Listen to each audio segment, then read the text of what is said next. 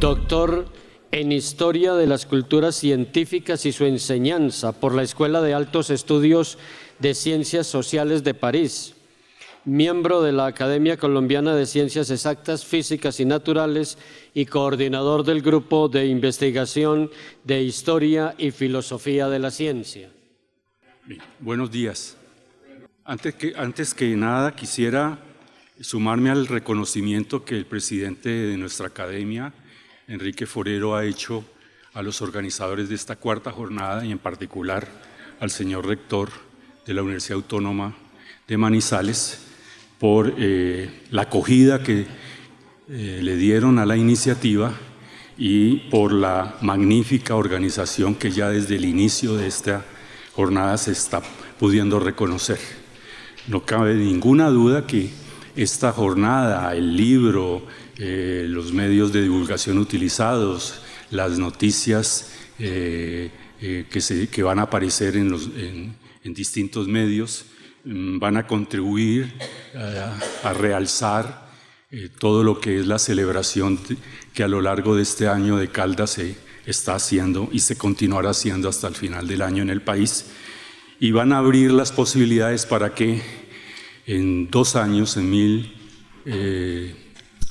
2018, que se cumplen los 250 años del nacimiento de Caldas, se pueda continuar en esta secuencia, en esta cadena de celebraciones. Bueno, el comité organizador me solicitó que me concentrara en un tema diferente al que se hizo en las jornadas de Caldas de Manizales, sobre aspectos ya más relacionados con la actividad matemática de Caldas, y es lo que voy a hacer. Sin embargo, voy a tratar de alejarme un poco, complementar el texto que se ha publicado en las memorias con información que probablemente pueda ser mucho más significativa en cuanto a ese estilo personal que tenía Caldas de usar las matemáticas para el reconocimiento del territorio.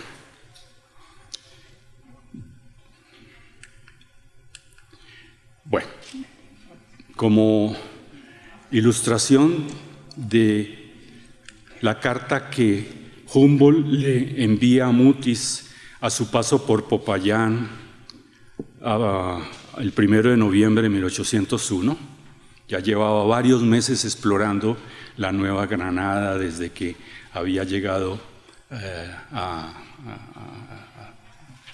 las costas del Caribe, del norte. Ahí ven ustedes el óleo del Humboldt con el cual se encuentra Caldas, no este 1 de noviembre, pero sí a finales del año, en diciembre, en Ibarra. Ese era el Humboldt con el que se encuentra Caldas, ¿no? Ese es el óleo original el que se encuentra actualmente en el Instituto Iberoamericano de Berlín. Caldas traduce un extracto que le llama la atención y que le interesa además que conozca la red de amigos y corresponsales que siempre lo apoyó, tanto en Popayán como en Santa Fe de Bogotá, en sus propósitos de autoeducación y autoaprendizaje para pasar de su profesión oficial de jurisconsulto a la profesión que él quería y que desarrollaría a lo largo de su vida, de científico, de ingeniero, de botánico, de matemático, de astrónomo. Ese extracto de interés que traduce Caldas y envía rápidamente a sus amigos, que le habían remitido eso a Quito, en donde él se encontraba, dice así, es bien conocido este extracto. Humboldt dice: este Caldas es un prodigio en astronomía, nacido en las tinieblas de Popayán, y sin haber ido nunca más allá de Santa Fe, ha construido barómetros, un sector, un cuarto de ciclo en madera, mide meridianos y latitudes mediante gnomones de 12 a 15 pies.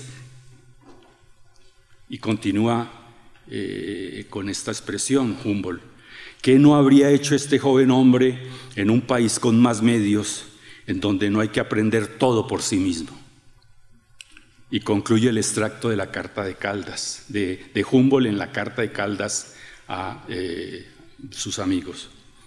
Dice Humboldt: las obras de Bouguer y de la Condamina han tenido una influencia singular sobre los americanos de Quito a Popayán.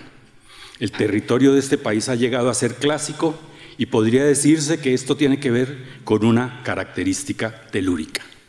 Detengámonos un poco en esas tres partes de la frase del comentario de Humboldt. Bien, nuestro colombiano, nuestro popayanejo, nunca había ido más allá de Santa Fe. O sea, nunca había estado en Europa. Nunca había podido ir, ¿no?, a la meca de la ciencia a adquirir las bases fundamentales del conocimiento que ya estaba demostrado por los misioneros y expedicionarios europeos a estos países. Era necesario tener para poder descifrar los enigmas de una naturaleza especial, de una naturaleza del Ecuador, que no se parecía en muchas cosas a la naturaleza europea.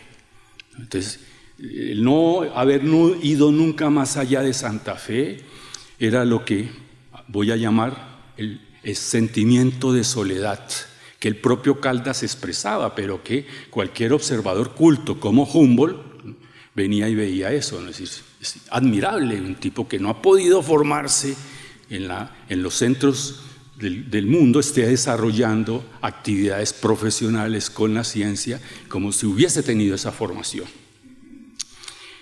Y lo segundo a destacar de esa frase es la última frase, ¿no?, relativa a la expedición de Bouguer y la Condamina para medir el grado de meridiano en el Ecuador y luego enviar esa información a la Academia de Ciencias de Francia con la información que mandaba la otra expedición de Maupertuis, que había ido a medir el grado de meridiano al polo. Se comparaba y se encontraba experiencia empírica para validar la predicción de los Principia de Newton de que la figura de la Tierra no era redonda sino alargada en el Ecuador y achatada en el polo. Bien, esa expedición, por el testimonio que da Humboldt, medio siglo después, había colocado en el mapa de la ciencia universal por primera vez a América, ¿no?, y en particular a la Nueva Granada y a Quito. Es decir, éramos objeto, ¿no?, directo de investigación científica a partir de la expedición de la Bouguer y de la Condamina. Y esto lo sabían los propios criollos. Todos los que enseñaban en su época, en particular José Félix de Restrepo lo sabía muy bien y explicaba cuáles habían sido los resultados de la medición de la figura de la Tierra en su física, ¿no?, como aparecerá en las lecciones de la física de 1825. El primer libro de física que se escribe en el país es el de Restrepo, profesor, como se ha dicho antes, de Caldas. De manera que se puede decirse que hacia finales del siglo XVIII, los eruditos criollos en formación, ¿no?, tenían una pulsión de orgullo telúrico por la búsqueda del conocimiento que estuviera orientado a la explicación de los secretos de la naturaleza de su patria. Y la afirmación es de Humboldt en ese extracto, con el cual se identifica y que le viene como horma al zapato, del pie del zapato a Caldas. Por ello es que se ha bueno,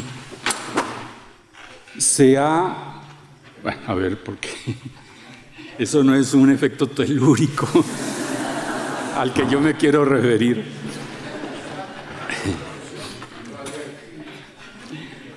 Se ha acuñado la expresión entre los historiadores de las ciencias de este periodo, de finales de la Ilustración y comienzos de la República, este término del criollismo científico, como para designar esa nueva cultura de la élite de comienzos del siglo XIX, que constaba de dos componentes. Por una parte, esto, el optimismo telúrico como factor que movía a los criollos a encontrar razones propias para la realización del saber en las condiciones del espacio geocultural local.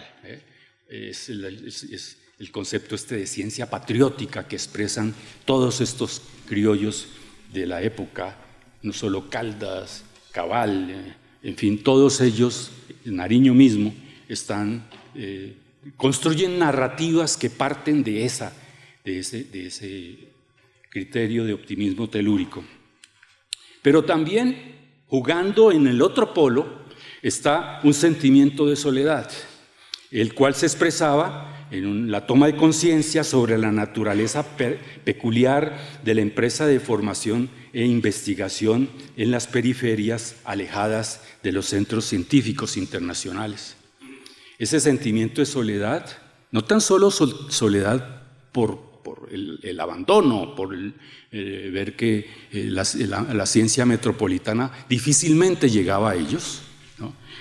También por el reconocimiento de que el conocimiento en nuestros contextos tenía que tener un valor agregado, que no bastaba simplemente una apropiación mecánica de las teorías y modelos europeos, sino que acá había que recrearlos, como el caso particular de la biología del Linneo, de los sistemas del Linneo, para explicar la flora y la fauna en nuestro territorio, que no siempre le fue suficiente esos modelos para que Mutis clasificara la biología en nuestro territorio, y eso lo sabía Caldas muy bien, y Caldas mantenía una posición particularmente distinta a la de Mutis en cuanto a el reconocimiento, a los patrones para el reconocimiento de las características de nuestras vegetaciones y de nuestras plantas.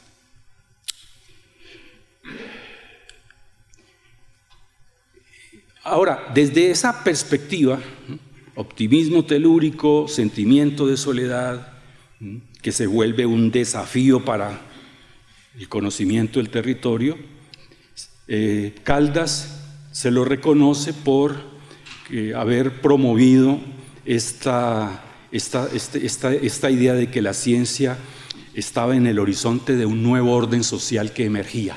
Esta élite reconocía eso. En los albores de la independencia de 1809-10, ellos sabían que ellos tenían un lugar que jugar, ¿no?, en ese nuevo régimen que estaba emergiendo.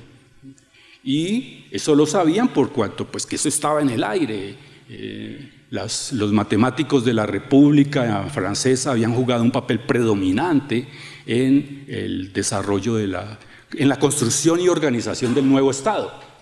Entonces Caldas es vocero de esa posición, y hay frases como esta, que también es bastante conocida, que me parece a mí se pueden colocar dentro de ese enfoque de una perspectiva de uso de la ciencia para la organización de un Estado autónomo republicano en nuestro país. Observar el cielo por observarlo sería una ocupación honesta, pero no pasaría, decía Caldas en el Semanario, en 1811, de ser una curiosidad estéril que llenase los momentos del hombre ocioso y acomodado. Este observador sería inútil y la patria lo miraría como un consumidor de quien no esperaba nada. Nosotros no queremos, o sea, los que somos los animadores de esta iniciativa del Semanario, no queremos representar este papel en la sociedad, porque lo que queremos es que nuestros trabajos astronómicos mejoren nuestra geografía, nuestros caminos y nuestro comercio. Me parece que es un poco lo que podría condensar ese programa de ciencia, entre comillas, patriótica, o de ciencia como dispositivo de organización de un nuevo Estado en que estaban comprometidos Caldas y la élite de criollos en su época.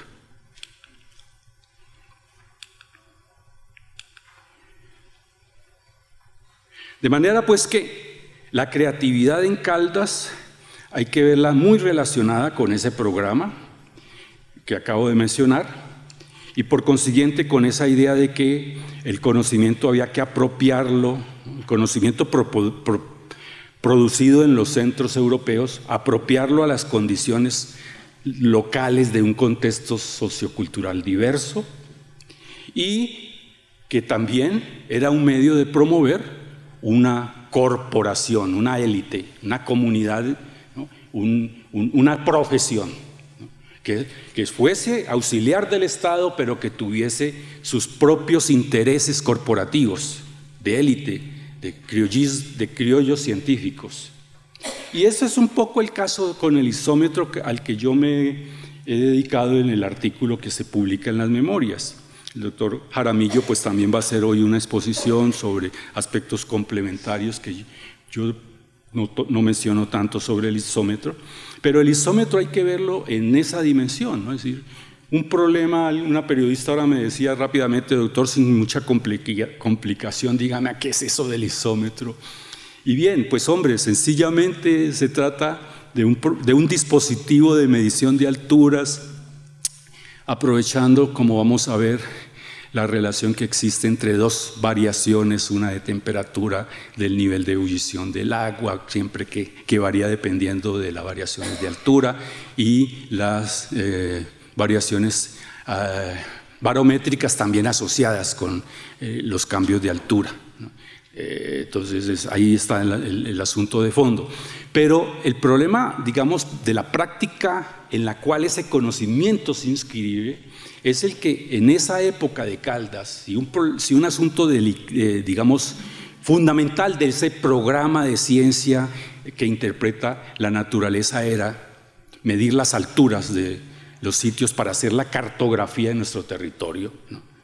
Los mapas de entonces no eran garantía de nada, daban lugares a muchos litigios, confrontaciones entre cabildos y municipalidades sobre a quién le corresponde el tributo por tal o cual línea de transporte, tal o cual camino. Entonces había que delimitar muy bien las posiciones geográficas, inclusive para tener las relaciones de las regiones con un Estado central, por medio de tributaciones, pero también por medio de relativo a cómo, digamos, las cuotas para los ejércitos, etc. Entonces, los mapas eran un asunto fundamental y para ello las mediciones de altura eran claves y cruciales, pero también lo eran para las observaciones astronómicas de latitud sobre todo. De manera que en los medios tradicionales convencionales las mediciones de altura reposaban en un barómetro y subir un barómetro, ¿no?, con los altos costos que significaba hacerlo traer de la casa matriz fabricante en Inglaterra o en Francia acá, con todas esas vicisitudes que se comentaban anteriormente de transporte a lo largo del territorio hasta Bogotá o hasta Popayán, no era cosa fácil y el riesgo de que estos barómetros se despeñaran con la mula o con el indio que los llevaba hasta llegar a la altura era grande. Así que era necesario, por razones de la práctica misma, encontrar un medio que combinara, ¿no?, unos cálculos muy elementales con una fórmula matemática. Eso fue lo que él produjo. La carta a Santiago Arroyo, su íntimo amigo, pariente, auxiliador en Popayán y luego en Santa Fe, que buscaba los libros en donde existían para hacérselos llegar a Caldas, a Quito o a cualquier sitio en que estuviese en su trajín cotidiano de comerciante. Ese Santiago Arroyo, ¿no?, a ese Santiago Arroyo Caldas le escribe, le anuncia el 5 de julio de 1801 su proyecto de publicar, cito, este descubrimiento, permítame usted nombrarlo así, el cual nos haría conocer de la Europa haría nacer ideas nuevas a los sabios y produciría un género nuevo de termómetros y una escala absolutamente diferente de la que usamos hoy. Veremos ahora, es la escala del barométrica del termómetro, que es la invención de él, que da la correlación entre alturas de temperaturas que varían con la altura y presiones, ¿cómo se llamaba? Sí, presiones atmosféricas, cambios en la presión atmosférica. Entonces, obsérvese en esa frase la ilusión de Caldas, ¿no?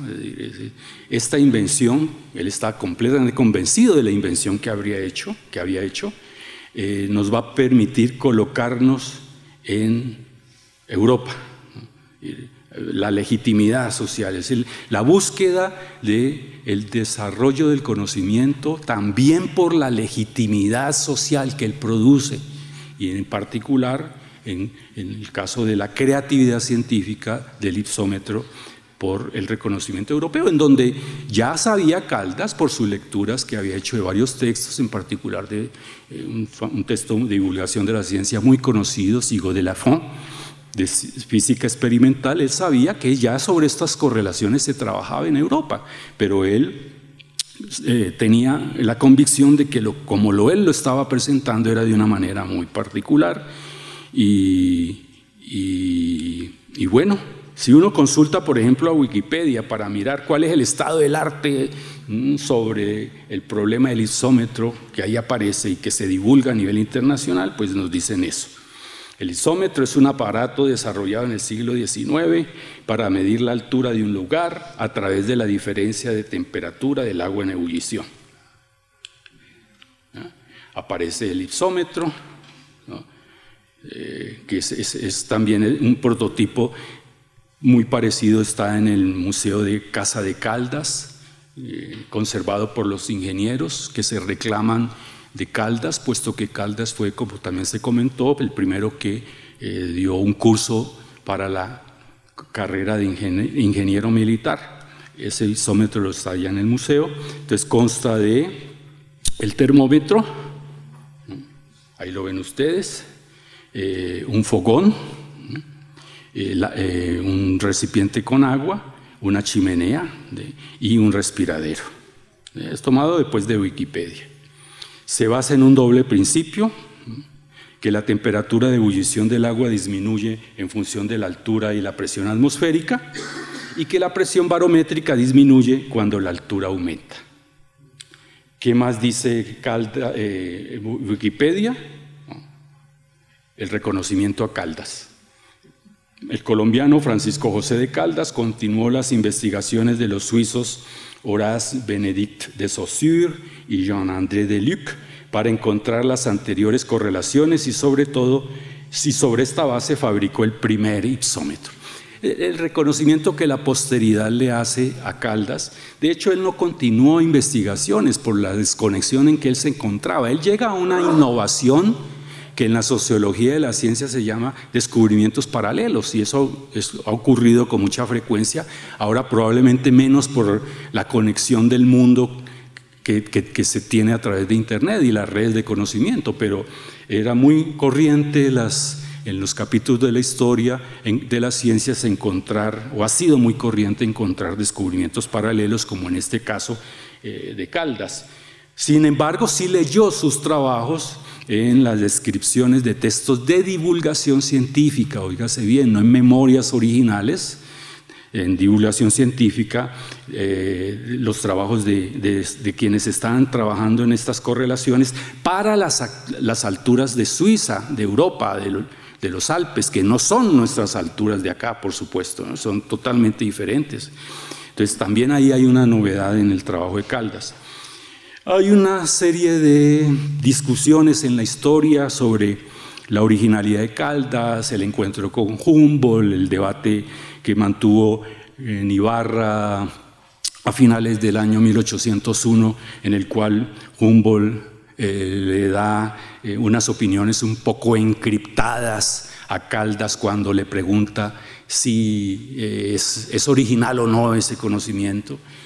Hay un gran debate, otros afirman que Caldas no entendió muy bien las explicaciones que le había hecho Humboldt. El hecho es que, vamos a continuar mencionándolo, de todas maneras el nombre de Caldas aparece aquí registrado. La memoria nuestra en historia de las ciencias más, digamos, elaborada sobre este trabajo de Caldas es hecha por, tal vez el doctor Jaramillo lo va a mencionar esta tarde, por Regino Martínez Chavans y por Víctor Alvis, un físico y un matemático que han producido hace unos 15 años, escribieron el artículo más sistemático de elaboración sobre la originalidad científica de Caldas. Bien, en todo caso, esa es la portada de la memoria del método, de un nuevo método para la medición de las montañas que se publica 3 años después de la muerte de Caldas en Burdeos. Caldas le escribe una vez se da cuenta de que su memoria tiene problemas, no tan solo su fórmula tiene problemas, no tan solo por lo que le haya podido decir Humboldt, sino por las conclusiones a las cuales él había podido directamente llegar al encontrar inconsistencias, al medir alturas superiores a las de Popayán en Quito. Él le dice a Mutis, por favor, la memoria que le envíe no la publique, tiene dificultades. De hecho, es la posteridad la que va a publicar el original anterior de la memoria de Caldas. Caldas no la publica ni siquiera en el semanario que él dirigía, ¿no? Porque él tenía reservas. Vamos poco a poco a mirar cuáles eran esas reservas. En fin, Caldas obtiene pues un modelo lineal por una regla de 3 simple. Veo que el doctor Jaramillo también va a explicarlo.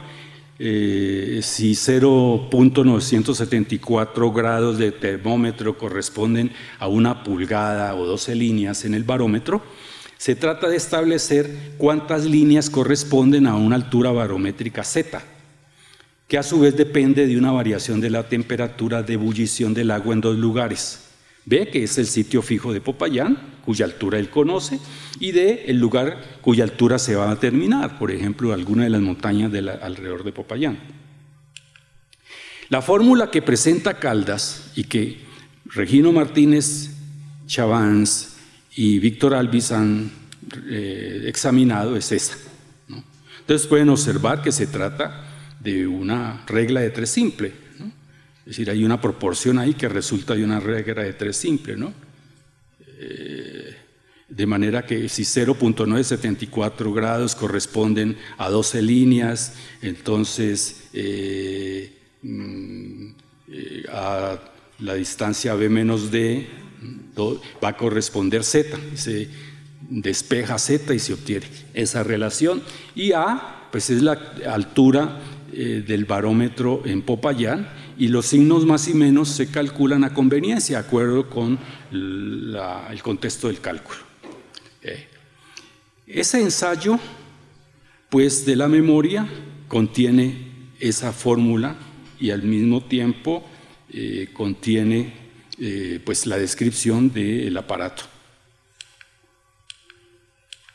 Esa es una obra de recopilación de ensayos científicos sobre Caldas que produjimos en Colciencias en 1994, cuando Colciencias no tenía ningún problema en llamarse, como la ley lo había llamado, Instituto de Investigaciones Científicas Francisco José de Caldas. Ya no se llama así por decisión de algún director. Bien, allí en ese libro se encuentra la memoria que les digo, el comentario que les digo de Martínez y de Alvis. Caldas presenta la expresión lineal de su algoritmo y una tabla con su verificación en los alrededores de Popayán y Quito. En algunos de esos lugares, las diferencias entre las observaciones y el cálculo deducido de la fórmula no eran sensibles. Luego, su modelo lineal era comparable a las reglas ipsométricas de Deluc, Maskelyne y Skugburg. O sea, era igual, el modelo daba los mismos resultados, la fórmula daba los mismos resultados que daban estos estudios, estas fórmulas de los europeos para ciertas alturas en los alrededores de Popayán, pero a grandes distancias el modelo no se mantenía porque se producían grandes variaciones del parómetro por las alturas muy elevadas y las variaciones termométricas de los puntos de ebullición del agua que disminuían con el aumento de la temperatura, no habían correspondencias proporcionales, es decir, que no era cierto que para todo nivel de altura hubiese una correlación proporcional entre las variaciones de temperatura y las variaciones barométricas. No era cierta la idea original de Caldas, solo era cierta para ciertos puntos de Popayán. Pero como se trataba de un programa de la expedición botánica y de estos criollos, de dar cuenta de toda la naturaleza diversa de la Nueva Granada y la audiencia de Quito, ahí se producía ese problema. El propio Caldas reconoció eso, las discrepancias entre las experiencias y su fórmula en sus medidas por Quito. Ahí tienen ustedes el termómetro barométrico, como lo creó Caldas. Entonces, ¿qué uno puede decir? Que la fórmula de Caldas refleja un pensamiento matemático muy todavía euclidiano, muy clásico, en una era de comienzos del siglo XIX, en donde incluso están emergiendo las geometrías ya no euclidianas con Gauss. Hay un ejemplo, hay una comparación interesante.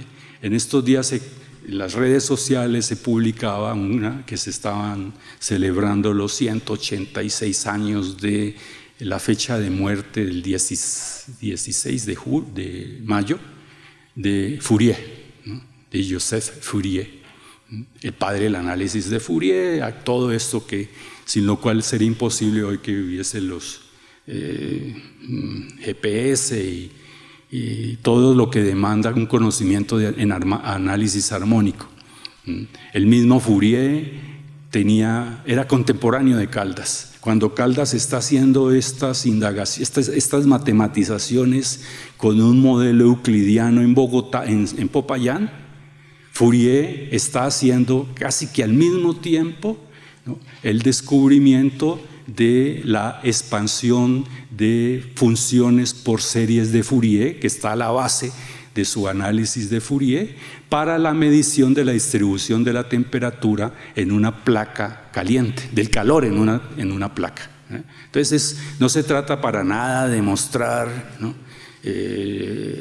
atrasos ni nada, sino diferencias, distinciones que se dan por un tipo que está formado en la École Polytechnique, ¿no?, bajo el patrocinio de los grandes científicos franceses, Monge, Lagrange, Cauchy, ¿no?, allá, que dispone de todos los libros en sus manos, que aparte es protegido de Napoleón, que lo nombra su acompañante científico en la expedición colonialista a Egipto. Y el otro es un individuo que está acá en la marginalidad, tratando de formarse como pueda, conseguir los libros que le puedan hacer llegar como sea, ¿no?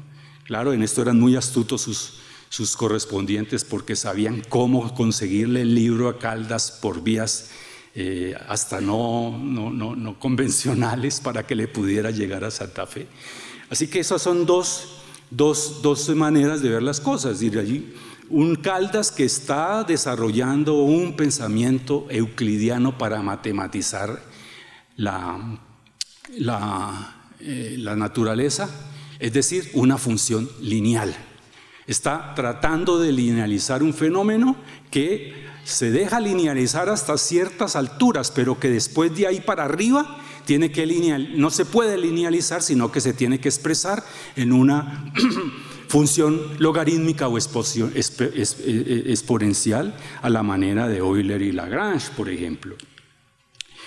Sin embargo, lo que creo yo que es importante reconocer es que la aparición entre nosotros de un pensamiento matemático, así fuera euclidiano, es de suyo un momento significativo desde el punto de vista del razonamiento sobre funciones y su aplicación a fenómenos naturales. Es decir, hay una vocación de matematizar, ¿no? Hay una vocación de predecir los comportamientos de las informaciones empíricas que se sacan de la naturaleza y producir un instrumento que permita ir más allá, ¿no? Un instrumento conceptual que permita ir más allá, ¿no? Y aparte ese conocimiento es válido, ¿no? Con ciertas restricciones, pero es válido. Bueno, otro capítulo. Yo creo que habrán otros momentos en que si quieren en la discusión ahora o en la sesión del doctor Jaramillo pudiéramos complementar este primer aspecto de la matematización de Caldas. Pero el segundo tema al que yo me quisiera referir es el tema de las metrizaciones. Y cómo Caldas se comporta frente a este asunto de que el territorio nacional se metrice en todas las actividades privadas y públicas a través del modelo de matematización que impone el nuevo régimen de la Revolución Francesa. La Revolución Francesa establece un patrón nuevo para arreglar los asuntos públicos y privados de los ciudadanos, que tiene que ver con medir y contar y pesar, que es el sistema métrico decimal. La relación, hay una nueva manera de matematizar el mundo relativa al nuevo régimen político, que se diferencia del régimen previo, de las medidas monárquicas. Acá son medidas republicanas. Así que una buena, digamos, una manera de mirar la matematización de Caldas y saber de cuál signo político era la formación matemática que él se encuentra era esa. Humboldt es el primer científico que viene a metrizar en nuestro país. Eso ya no cabe ninguna duda. Es decir, utiliza el sistema métrico decimal y no el sistema monárquico, los pies del rey, para hacer sus mediciones. Por su parte, cuando Humboldt llega en 1801 y trae todos sus artefactos, sus instrumentos calibrados en escalas métricas, y trae un patrón del metro, ¿no?, para utilizarlo en casos de indefinición y hacer las conversiones a través al metro, de varas y de toesas al metro.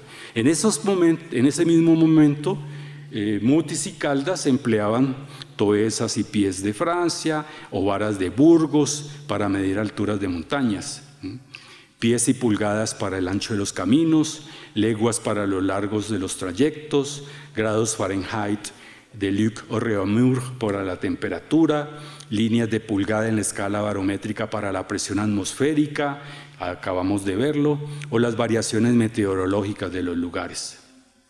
Ya les decía, en la geografía de las plantas, Humboldt metriza, ¿no? Inclusive, como ese manuscrito de la geografía de las plantas circuló entre nosotros, Humboldt se lo prestó a distintos, se lo dio a Mutis y Caldas lo pudo mirar, incluso unos fragmentos aparecen publicados después en 1811, 10, 11 creo, en el semanario.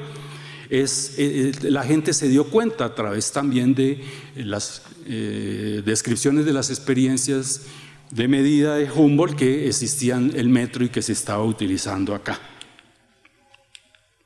Y ven ustedes, Caldas, Lozano y otros criollos conocieron el manuscrito de la geografía de las plantas y el cuadro que con las mediciones correspondientes entre 1809 y 10, que se publicó en el semanario.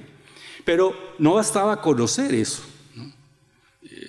Si en la Revolución Francesa, en Francia, la adopción del sistema métrico decimal no bastó para que se generara una cultura de amplia base social en uso del metro, existiendo como existía un Estado, ¿no?, republicano, en esa época nuestra de una transición, de una hibridación de modelos de organización de Estado, sin ni siquiera quien a nivel central trajera patrones, mandara construir patrones del metro en Inglaterra y los trajera y los distribuyera por todas las provincias del país. Era muy difícil que se formara una cultura del metro para que los ciudadanos pudiesen utilizar, ¿no?, esas unidades de medidas del nuevo Estado, con lo cual se tenía un valor simbólico muy grande, ¿sí? El sistema métrico decimal además tenía un valor de unificación de una conciencia nacional en un nuevo medio de medir que pertenecía a un Estado nuevo. Es decir, el metro era una manera de trazar una diferencia simbólica con las viejas tradiciones del régimen. Acá no existía eso, acá apenas se pudo dar hacia los años 1850, ¿no?, en la última administración de Tomás Cipriano de Mosquera, que ya había unos medios, digamos, incluso coercitivos para convencer por vía impositiva a los comerciantes y mineros que tenían que utilizar el sistema métrico decimal. Es una forma de mostrar que las matemáticas en la historia no han sido miradas como ese gran dispositivo de crear una unidad nacional, ¿no?, en la vida práctica de las gentes con respecto a un nuevo régimen político. Bien, estar haciendo señales, no me voy a seguir entusiasmando con estos cuentos, quiero terminar. En fin, Caldas, pues, cuando ya está en el observatorio astronómico, empieza a reconocer la importancia estoy hablando a partir de 1806, la importancia de optar por las metrizaciones, ¿no? Está un alto cargo de la República, el cargo en el cual se tienen que establecer patrones para, por ejemplo, los cálculos de latitudes y longitudes para fijar las coordenadas de las principales lugares de altitud en el país, llámense montañas, llámense ciudades, etcétera. Entonces él tiene ya una responsabilidad mayor y se reconoce la importancia ahí está el observatorio astronómico al cual viene Caldas, ¿no?, ve la importancia de empezar a introducir de una manera híbrida el sistema de medidas nuevo, republicano, ¿no?, combinado con el tradicional. Y es efectivamente lo que se va a dar a lo largo de 50 años en el país. E incluso continúa dándose, porque aunque el sistema métrico decimal sea hegemónico en el Estado colombiano, hay, todos lo sabemos, la convivencia de sistemas de medición campesinos, indígenas todavía, ¿no es cierto? Y si bien ese es el único que rige para los asuntos públicos de notaría, etcétera, en la vida cotidiana, las prácticas cotidianas. En todo caso, en ese periodo de los 50 primeros años, lo que se da es una hibridación de sistemas métricos, que es una manera muy simbólica de mostrar la hibridación de regímenes políticos, ¿no?, en la Primera y Segunda República, ¿no? Las prevalencias de las tradiciones políticas y jurídicas se pueden expresar a través de esas hibridaciones de medidas y cantidades. Simplemente lo que quiero decir allí es que Caldas empieza a utilizar en 1808 una fórmula distinta a la suya, ¿no?, para establecer correlaciones entre medidas termométricas y barométricas. Es una fórmula ya logarítmica, es la fórmula de Laplace. A esa fórmula él ha llegado porque él ha tenido la oportunidad de leer. Miren ustedes digamos las contingencias que tiene que tiene que vivir un conocimiento para poder finalmente llegar a un estadio de apropiación por un científico. Que llegara aquí la fórmula de Laplace para que Caldas la pudiese utilizar como alternativa a su modelo de linealización, tuvo que pasar por el hecho de que llegara cabal de tomar sus cursos de formación en mineralogía en París con un autor que es Hauy, que produjo también, aparte del primer tratado de física para la enseñanza en todos los colegios de Francia, de la República, de ese tratado, también produjo un tratado de mineralogía muy famoso.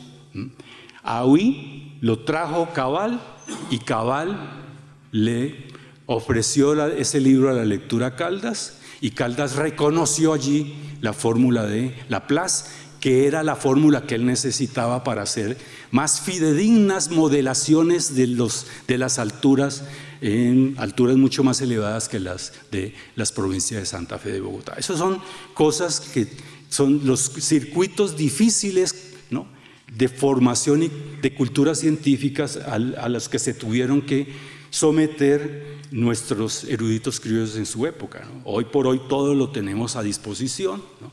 Y sin embargo, pues la creatividad no funciona al nivel de innovación tan radical como orientada a la resolución de los problemas de nuestro territorio, como lo planteaban el programa científico de estos criollos.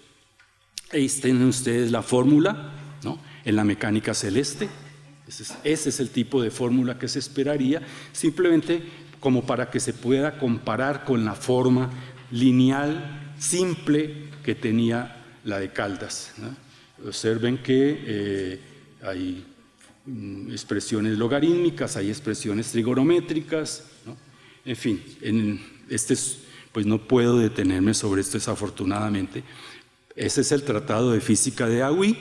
El Tratado de Física de Hauy tiene otro aspecto que no es técnico, de saber técnico, sino de saber político. Como es un tratado de física de combate ideológico para formar jóvenes como ciudadanos de la nueva república, su introducción es una defensa política de las virtudes del sistema métrico decimal, ¿no?, como dispositivo de organización del nuevo Estado. De manera que quien ha leído Caldas no solo ha leído la fórmula de Lagrange, él ha leído la introducción del texto en francés, él ha leído el contexto social y político en que ese saber técnico, fórmula de Laplace, debía enseñarse en las escuelas y liceos de Francia. Se abre un interrogante para entender ese problema, esa ecuación entre el sabio Caldas, ¿no?, y el político que después va a morir, ¿no?, fusilado. Ahí se abre Hauy permite mirar un conducto de comunicación, ¿no?, entre conocimiento técnico y conocimiento social y político. Más aún para un tipo como Caldas, que tenía un programa de ciencia, llamémosle entre comillas, patriótica, ¿no?, de comprensión de la naturaleza. Concluyo con lo siguiente, ya me separo el texto, lo digo de memoria, pero bueno, voy corriendo algunas diapositivas en 2 minutos. Lino de Pombo, en 1811, es alumno de Caldas en el Colegio del Rosario, en la cátedra de matemáticas.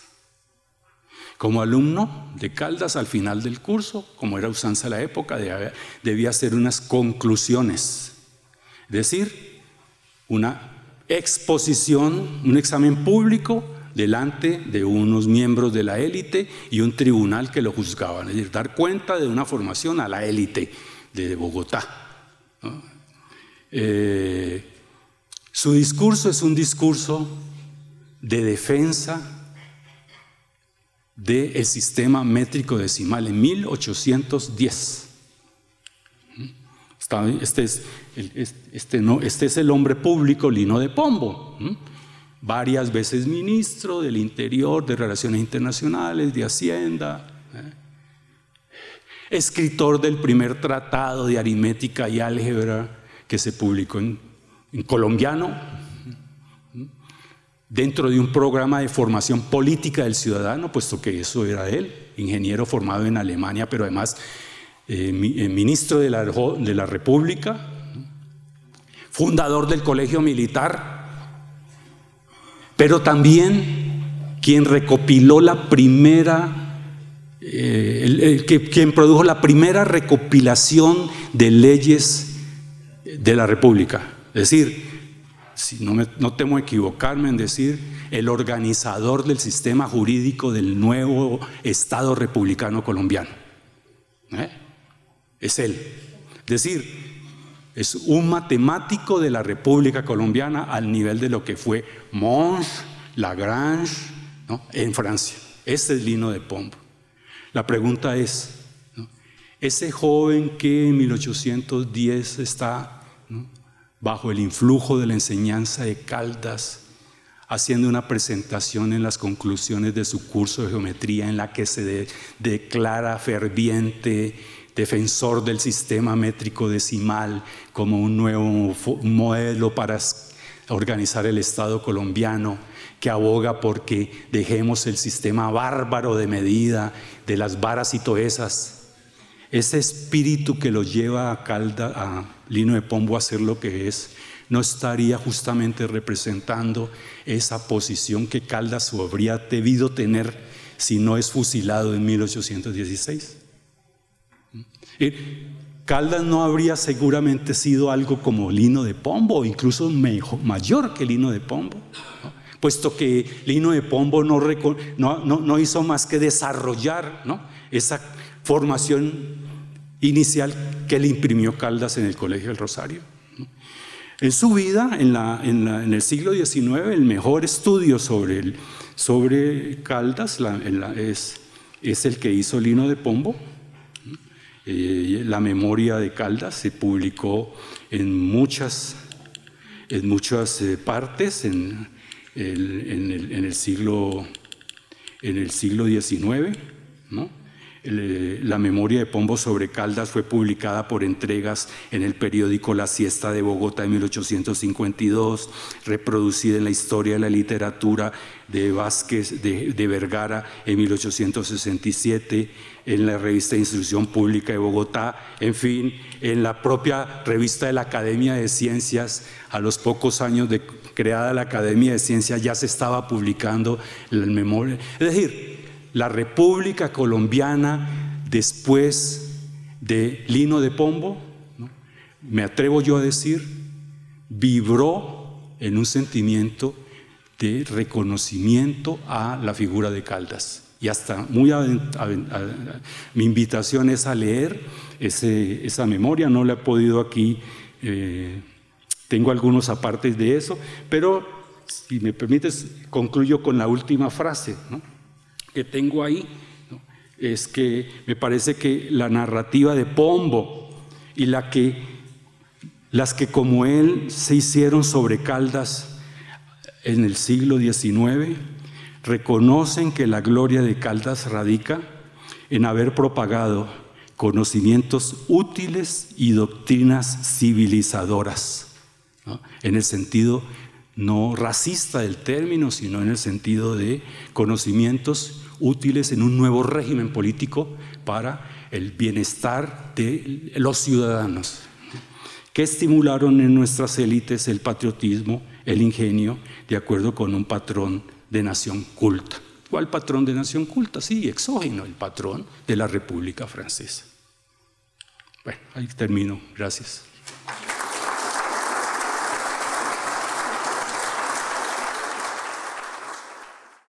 Antes de que Caldas comenzara sus estudios y aplicaciones de las matemáticas, ¿hay un precedente anterior a eso con José Félix de Restrepo o no? ¿O él simplemente lo que hizo fue estudiar los libros de física y luego traerlos aquí para enseñar? No,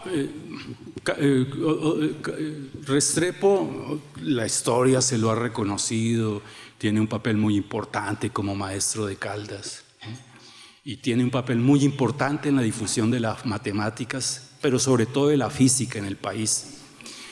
Sin embargo, Caldas, es opinión de los estudiosos, en particular mía, supera a su maestro. La física, los conocimientos de física que publica Restrepo en 1825, el primer texto republicano para la enseñanza de la física en las escuelas de Santander, muchos de esos conocimientos realmente están superados por las propias prácticas de uso de la física y de la astronomía que hace Caldas. Eso es un punto. Por otra parte, la factura epistemológica de la obra de Restrepo es bastante diletante, ¿no? El tema matematización propiamente dicho en la física de Restrepo no existe. Usted no ve fórmulas, no ve algoritmos. Es una física más de tipo retórica, ¿no? que matemática. Buenos días, doctor. Tengo una pregunta muy puntual. En el año 1957, se celebra el Año Geofísico Internacional y el gobierno provisional de la Junta Militar realiza la emisión de una emisión postal referente al asunto. Entonces aparecen 3 estampillas, 5 centavos, 10 centavos, 25 centavos, colores verde, negro, púrpura, sobre el Año Geofísico Internacional. En las estampillas se ve la efigie de Caldas celebrando ese año, se ve un ipsómetro, se ve el Nevado del Ruiz en el fondo y encima hay una frase, dice Francisco José de Caldas, inventor de la ipsometría. En realidad le podemos, si es posible definir o decir que Caldas se le puede dar el crédito absoluto de la invención de la ipsometría o simplemente, como usted lo dijo, fue paralelo, etcétera. Allá habían desarrollado la ipsometría y él también la descubrió por aparte, o si se le puede dar ese crédito absoluto que se le dio en el momento de la emisión postal. Mire, en el 19 se publica por primera vez el texto de la isometría de Caldas, que el propio Caldas había mantenido reservas en que se publicara. Eso, hay que sacar conclusiones de eso. O sea, hay como los caldasianos más papistas que el propio Papa, ¿no? Que el propio Caldas. Y de hecho, a lo largo del 19, ¿no? Los ingenieros colombianos que buscaban sus figuras emblemáticas, ¿no? Como inspiración pues decidieron que sí, que ese era un texto importante, que había una innovación absoluta, ¿no? Wikipedia es más moderado, como pueden ver, ¿no? Es decir, si Wikipedia en alguna manera representa un estado de divulgación de cultura científica básico generalizado, pues uno diría que ese es el estado de reconocimiento a Caldas que se le puede dar, ¿no? Pero a partir de cierto momento surgió dentro de los propios ingenieros una actitud de una historia no ageográfica, no una historia del santoral sobre Caldas. Y ahí sí que yo los invito a que oigan, por ejemplo, al doctor Arias de Greiff, ¿no? Que es el que justamente cuenta como ingeniero que es, miembro de la academia, el más importante estudioso de la obra de Caldas. Él fija una posición que es extremadamente crítica a eso que usted me dice, que incluso ha llegado hasta aparecer, ¿no? esa idea en las estampillas internacionales, ¿no? Pero hoy por hoy yo creo que mucha gente ya no va a afirmar eso. Y muchos ingenieros no solo no lo afirman, sino que critican esa historia del país en la cual se convirtió a Caldas en un santo científico, ¿no? Y se le reconoce los méritos de su programa importantísimo, como he tratado yo hacerlo aquí, ¿no?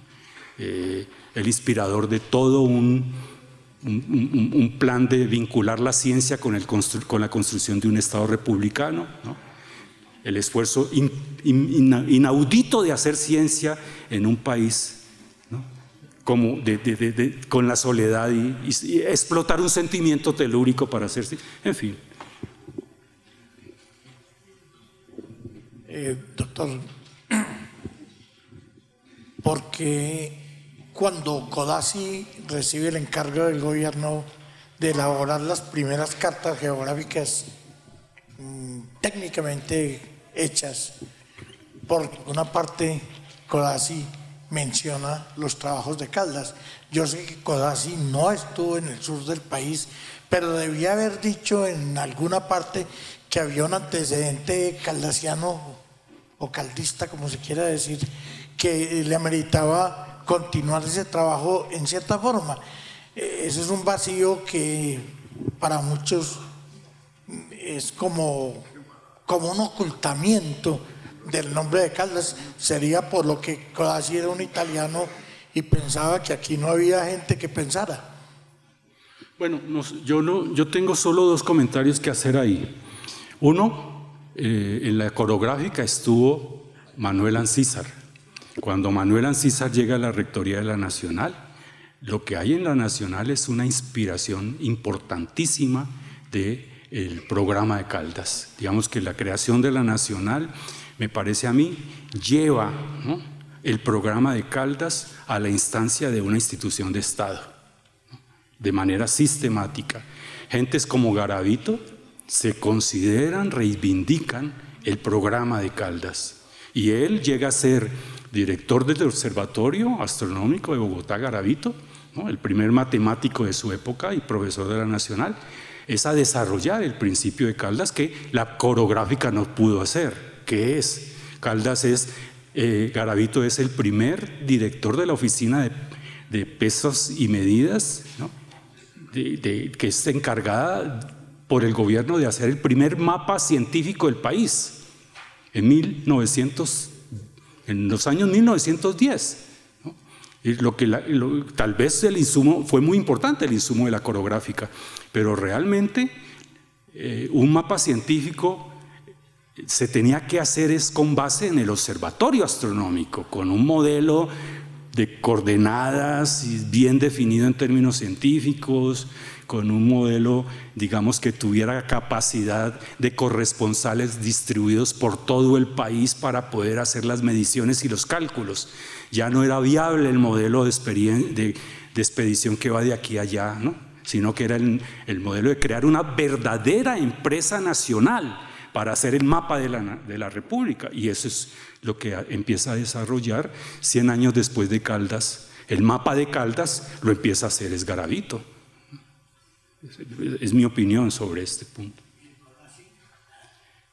Pues yo no conozco mucho lo de Codazzi, lo único que puedo decir es que si Codazzi ha actuado así, a su lado está Ancísar, y Ancísar preserva la tradición de Caldas y la reconoce y la lleva a la institución de la Universidad Nacional.